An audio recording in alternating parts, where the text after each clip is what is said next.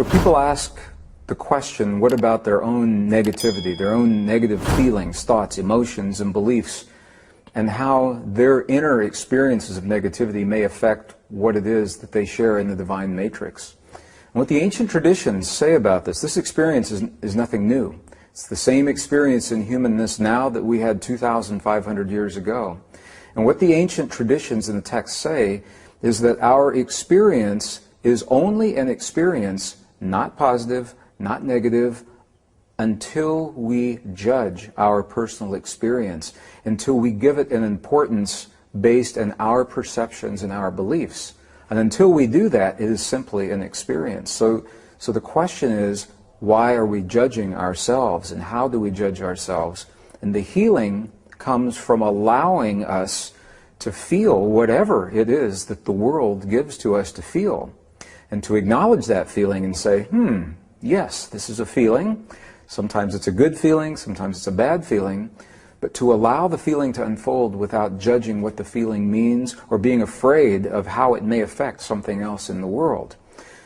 The feelings that we call negative are simply indicators, indications that something has crossed our path that now is inviting us to examine this experience. Why do I feel this way? What is it saying to me? And they become a problem only when we ignore them, when they go unresolved, unreconciled feeling is the term that we use. When the feelings are unresolved and we bury or mask our hurt, or our frustration, or our anger, or our jealousy, or our rage, and we do that month after month, year after year, and that feeling is buried inside of us looking for an expression, that's where we begin to have the problems.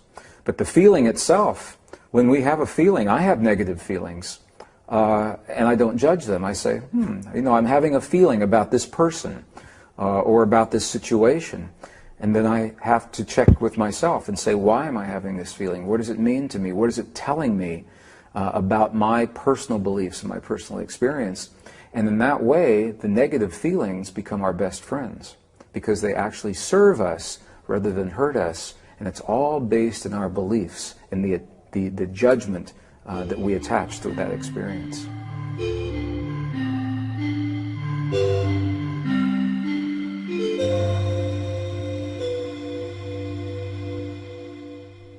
The ancient Essenes tell us in their texts 2,500 years ago, very precise language, that every human lives in this earth in three worlds at the same time. We live in the world of thought, the world of feeling, and the world of emotion. And their texts actually say to us, when these three become one, when the thought and the feeling and the emotion are merged, are married together into a single potent force, then when you say to the mountain, move, the mountain will move. Now, I used to believe that this was a metaphor. And now I have seen in the monasteries of Tibet, and I've seen with the holy and the sacred people in Bolivia and Peru, in the native traditions of the desert Southwest, in the medicineless hospitals in Beijing, China, this is not a metaphor. It is a literal fact. When thought, feeling, and emotion become one, we literally can change the stuff our world is made of. We can rearrange the atoms of matter through the belief waves that emanate from our heart. So the question is, when we are experiencing judgment and ego, what is that saying to us really? Well, the first thing it's telling us is that we are not in our heart, because the heart has no judgment and the heart has no ego. When we are experiencing those qualities, it is coming from our mind. It's coming from our inner child. It's coming from our fear, from our families, our perceptions, our conditioning. It's not coming from our heart. And this is so interesting to me, because I'm using the English language now. And in the English language, the language is not designed for this conversation. Other languages are. Sanskrit, for example, ancient Sanskrit. In Sanskrit, there is one word that means the energy body of the human, for example. It is prana. In English, there is no single word for prana, so we have to take other words, put them together. energy body or electrical magnetic field or something like that. And the same is true when we speak about the language of the heart. There is no word in the English language that describes the language of the heart. Part of my heritage is Southeastern Cherokee, Native American Cherokee. And in that tradition, there is a word that means the single eye of the heart that doesn't see right and wrong and good and bad. It simply sees what has happened with no judgment. And that word is Shante Ishta, the single eye of the heart.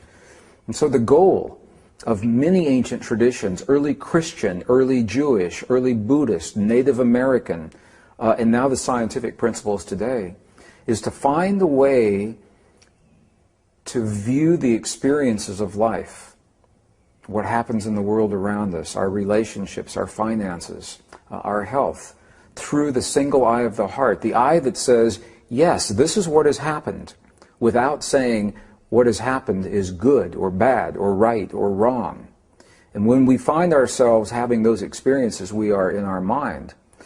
And it is the marriage of the mind and the heart that give us the power to create. And the way they say to transcend, to get through the judgment that we find ourselves in, it sounds strange at first. But what they invite us to do is this. When something hurts us in life, when something crosses our path that causes us pain, our first reaction is to move away from it, to say, I don't want that. And that is when the judgment comes in.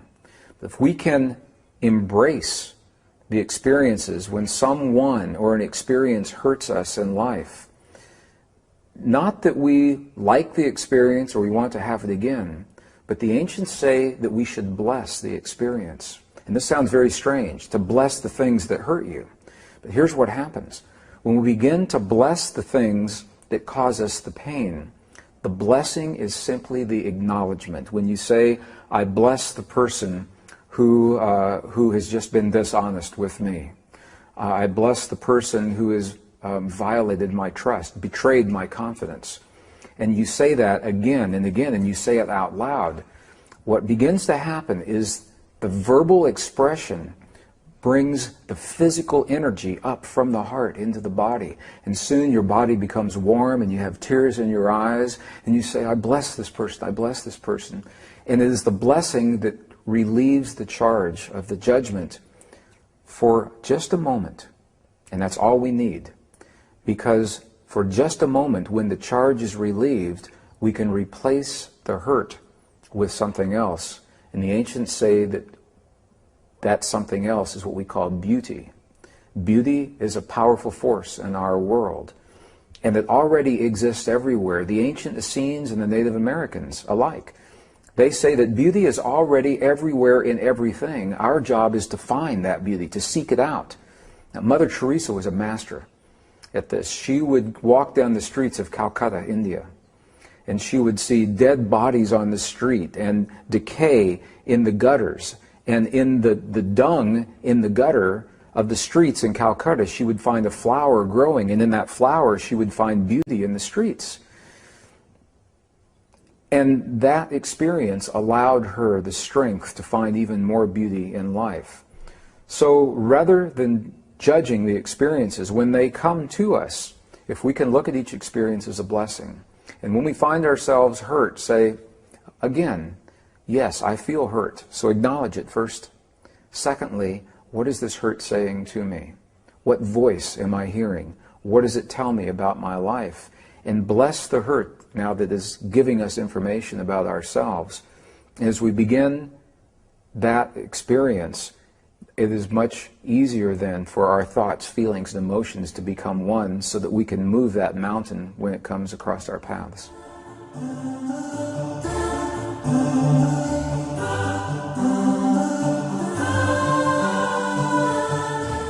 So the question then that the scientist asks is, if we know the experiences work, if we know that when one person or a group of people come together and they share a common experience in their heart for a period of time, such as the International Peace Project in the Middle East, where people came together to feel the feelings of peace during the Lebanese-Israeli War in the early 1980s.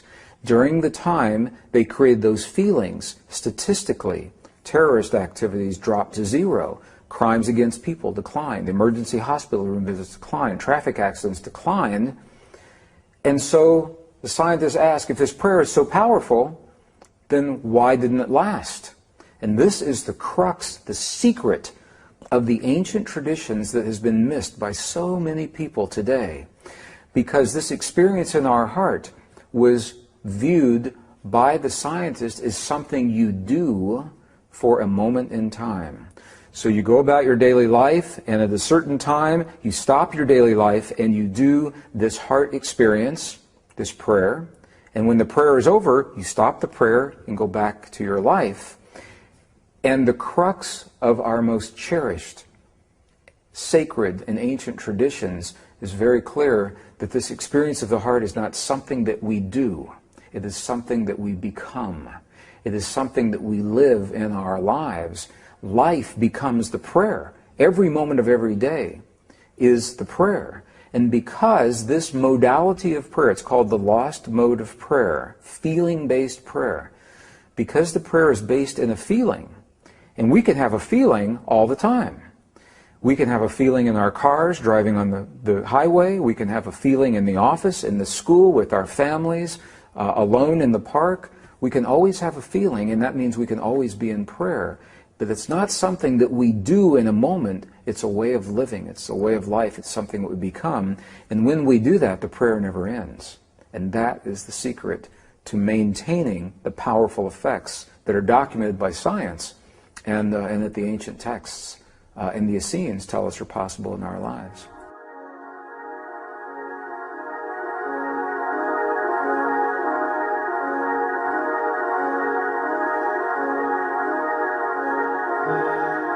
Absolutely. The whole idea, and the abbot in Tibet was so very clear when he said this, the new abbot. And I asked him the question through the translator. I said, what is the force that holds the universe together? We had already had the conversation that there is something out there. So I was asking for specifics from his Buddhist, Tibetan Buddhist perspective. I said, what is it that holds the universe together? What connects everything in the universe? And he had a conversation with the translator, and then he answered me with one word. He said, compassion. And I said, well, wait a minute. I thought that compassion is a feeling, an experience that we have in our bodies, in our hearts. I'm asking you, what is the force that holds everything together? And he answered me again. He said, compassion. And I said, well, is it an experience or is it a force? And he said, yes, it is both. And to me, that is so powerful because it reminds us that we are born into this world with a power in our hearts that we already have, that we don't have to learn. It's already there. And it's a power that aligns us with the framework, with the matrix of the universe itself, as Max Planck called this field of energy, the matrix, in 1944. He coined the term, the matrix, to describe this network of energy that holds particles of the universe together. And from the Buddhist perspective, the Tibetan Buddhist perspective, they recognize that the experience of compassion, it's not just feeling sorry for someone or saying, oh, poor person, you know, they're having a bad day. In Western traditions, sometimes people think of compassion as that way. And that may be a part of it. But from the Buddhist perspective, it's much deeper than that. It is living life awake and conscious and present in our hearts in the moment, knowing that we are part of all that is, and that what we do every moment of life is affecting not only us, it's affecting the other side of the universe, and consciously living our lives respecting and honoring that relationship. And it's such a beautiful way to live. Now that scientists have been able to show us through the imagery of the Chandra X-ray Space Observatory, the mission of this observatory was to detect invisible fields of energy in the universe. So while scientists have always suspected that up to 90% of the universe, they say, is empty, And this observatory now is showing us that in the space that we once believed was empty, it's not empty. There's a lot of energy in there, and it looks like a web or a net of energy. And it is the compassion in our hearts that creates the waves, the belief waves of electrical and magnetic energy that align us with this field. This is our technical, Western, male-dominated, schematically oriented, scientific way of describing, and it sounds very complex. The Buddhist monk, the abbot, he says compassion, and he says the same thing. And they have always known this. And this is where it's so fascinating to me, because science is a language. And it is only one language that describes our world and our relationship to the world. There are other languages. And science is a relatively new language. It's only about 400 years old. Other languages are 7,000 years old in the case of the Vedas. So science is good, however, it's incomplete. And we know that science does not have all of the complete answers. So when we go into the other traditions to see how they describe our relationship to the universe, in some ways they're much more complete. So Western science now, modern science, is only arriving in the last years of the 20th century and early 21st century. They have just arrived at the understanding that the field is out there, and they're saying, what do we do with this field? On the one hand, and on the other hand, this is the place where the ancient traditions have always begun. Science has spent 400 years debating and trying to prove whether or not everything is connected, while these ancient traditions began with the understanding that of course everything is connected. They didn't spend 400 years proving the connection. Their 400 years was used exploring how we may use that connection to become better people and create a better world. And for me, as a scientist, this is the value of looking into our most ancient and cherished traditions, honoring our past. Don't throw it out the window, honor it, and marry that wisdom with the best science of today. And together they create a greater wisdom than either would give us individually. And I think that we need that wisdom now at this time in history to solve the problems that we see in our lives. Science tells us how things work. The ancient traditions tell us how to apply that understanding in our life.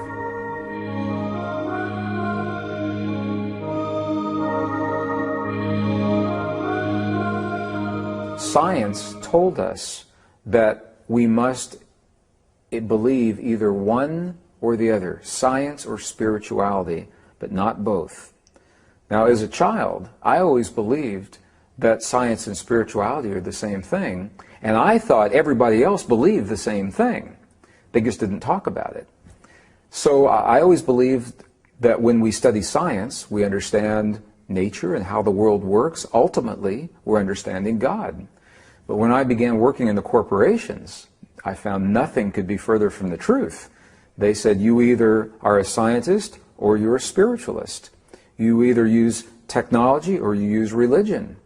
And it doesn't have to be that way.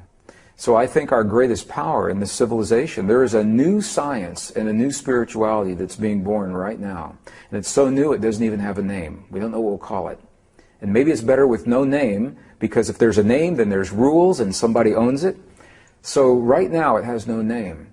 But it is a blending, a beautiful marriage of the technology and science that we have today with the understandings that have served us for over 5,000 years and got us to the point where we are today.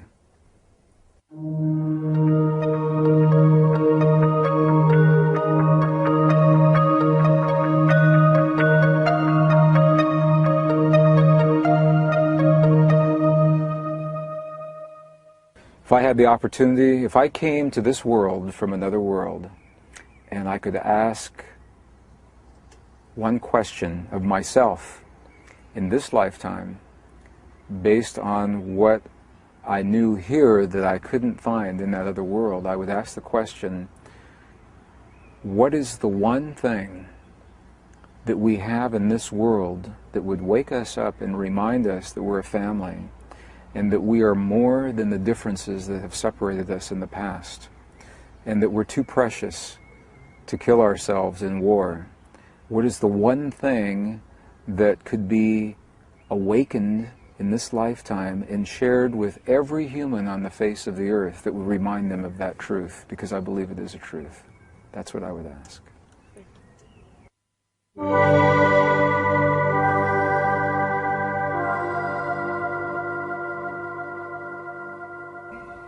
The word resonance it's a very powerful word in our language that simply means when two energies find a way to match one another. So for example, I'm a guitarist, so I'll use a guitar as an example. If I have two guitars in the same room, and I have one guitar leaning against one wall and another guitar against another wall, and I take one string and pluck the string here, this string on the other guitar will begin to vibrate as if it were the one that were touched. And the reason is because they are in resonance. They are tuned the same. The other strings will not vibrate because they're not tuned the same. This is a powerful principle because when we can find resonance in our heart, we tune our bodies the way we tune a musical instrument. And we do this with thought, feeling, emotion, and belief. We choose the quality of belief inside of our bodies that brings us into resonance with the truth and the beauty, or the anger and the hate of the world around us. And the beauty is that we get to choose where that resonance comes from.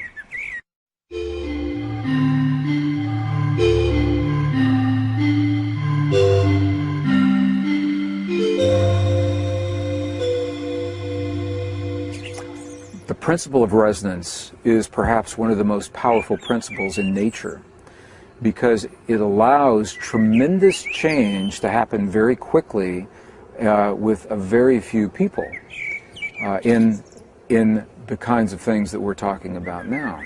And the reason is because if those few people learn the language of resonance with the divine matrix, with the field, if they choose peace and healing in their bodies, and they find that they can convey that in the divine matrix, the focused power of knowing the language is stronger than the chaotic power of not understanding the language. So many people in chaos is what we see in our cities right now. A very few people focused that understand the language may transcend. I'm not going to say that they overpower or that they win. I'll say that they transcend. They're no longer locked into the negativity from those other people. And it's because of the principle of resonance.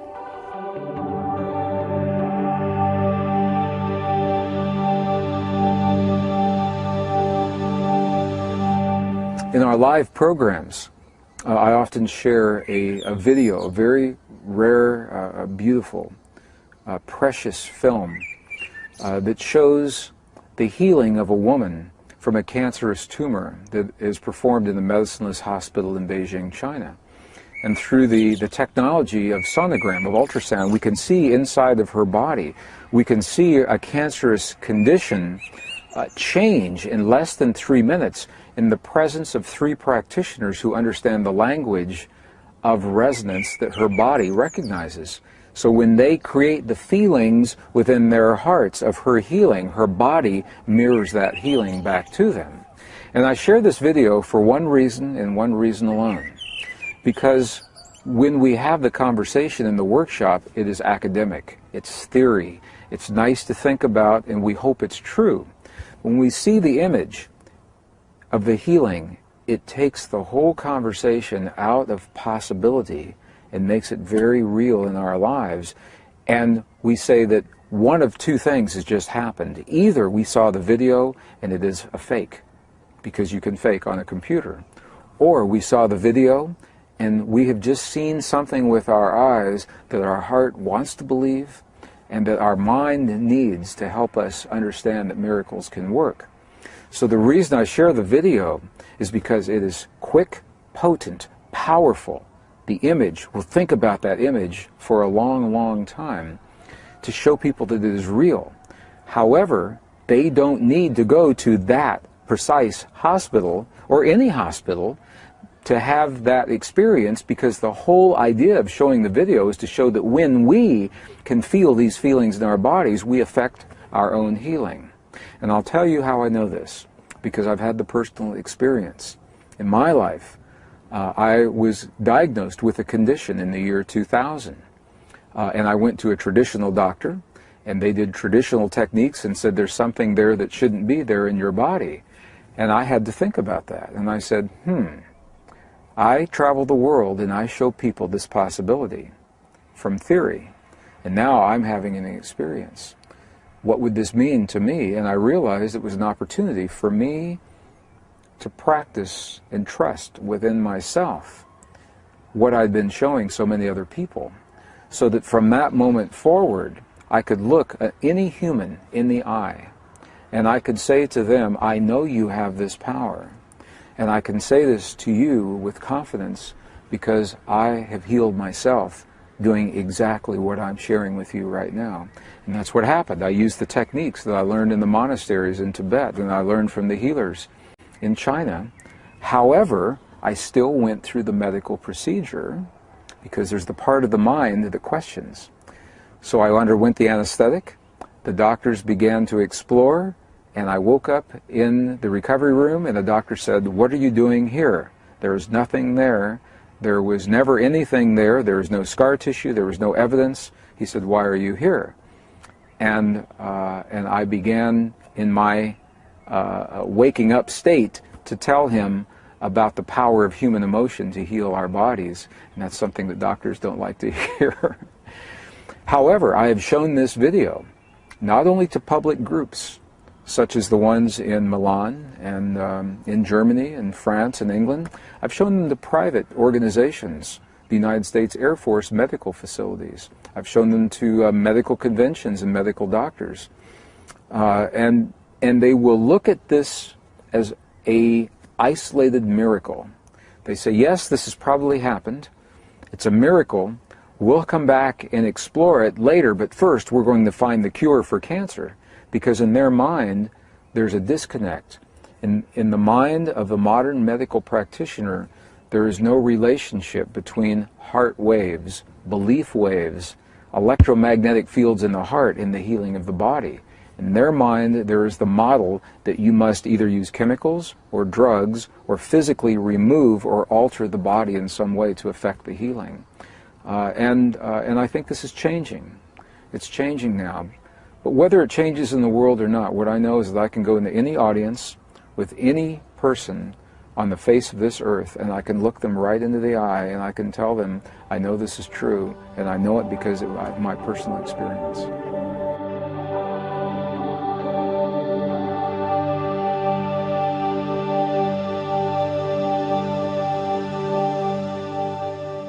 When we say the practice for many people in the West, again, it sounds like something that we do sometimes.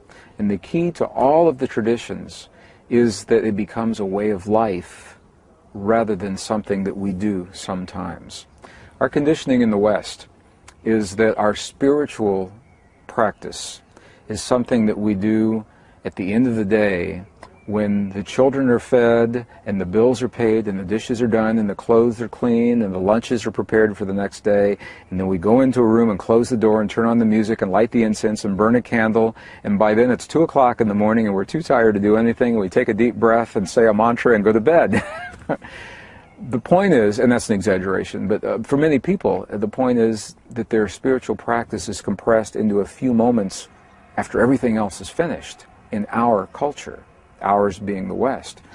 However, you go into the Native American cultures in North America, South America, again into the monasteries in Egypt and Tibet, their entire lives are the spiritual practice.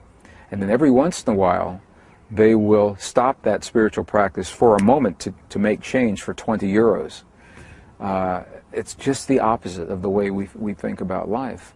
So again, it's about becoming the practice and allowing it to be a way of life rather than viewing it as something that we do in a moment in time. And this is, we do the programs all over the world, and people come after the program, 1 day, 2 days, 3 days, and they say, great program, where is the next program? What should I study next? And I have to say to them, there is no more. Go home and experience and live what it is that you've learned here. But for some people, the diversion, it's easier to go from workshop to workshop and study to study and teacher to teacher rather than embrace and live what they've learned already in their lives.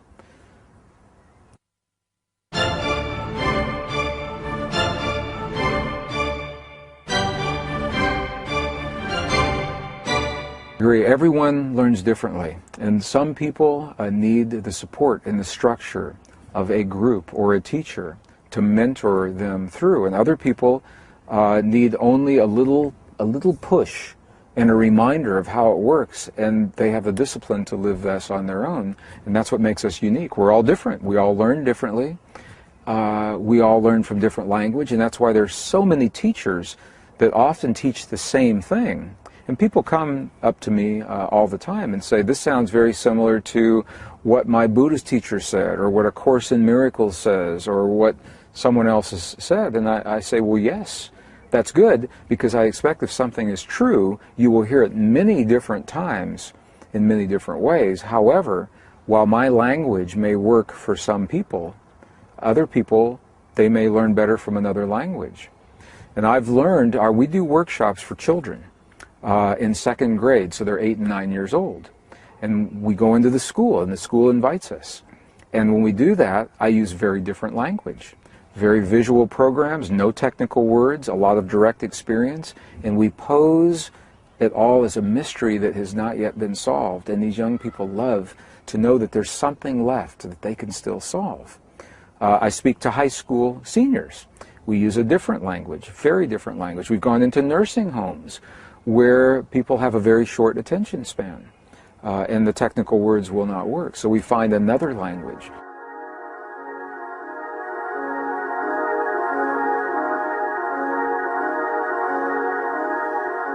So people ask the question frequently, within the divine matrix, is there a master plan? Do I believe that there is a master plan? And there are a number of different ways of looking at this. From the perspective of the ancient texts, we are approaching a time in history, a convergence time in history, when our world and our bodies are about to change. And all of the rules that have worked up until this moment in time will change. We will still be here and there will still be a world, but the rules will become different. So from that perspective, the owner's manual, if you will, of how we work in this world that has been here for 5,000 years, that divine plan may be coming to an end. We begin another plan. But within this divine matrix, what we know is this: we're living in a field of many possibilities and energy that will allow us to create whatever it is that we can imagine in our minds and feel in our hearts. And from that perspective, we are limited only by our imagination and our courage to feel the feeling in our hearts as if our dreams have already come to pass, if they've already come true. That, I believe, is what our experience here is all about. What happens if you take a beautiful human with a mind and a heart and you place them into a world where they may create anything that they choose? Will they create lightness or dark? Will they choose peace or will they choose war? I believe we have complete freedom to create. However, I believe we are limited in the sense that we will not be allowed to destroy this planet. Because I believe we are also part of a greater existence. And what happens here affects life beyond here. And from that perspective, there is a greater plan that allows us to develop and mature, but will not allow us to destroy this world or ourselves. I believe that plan exists.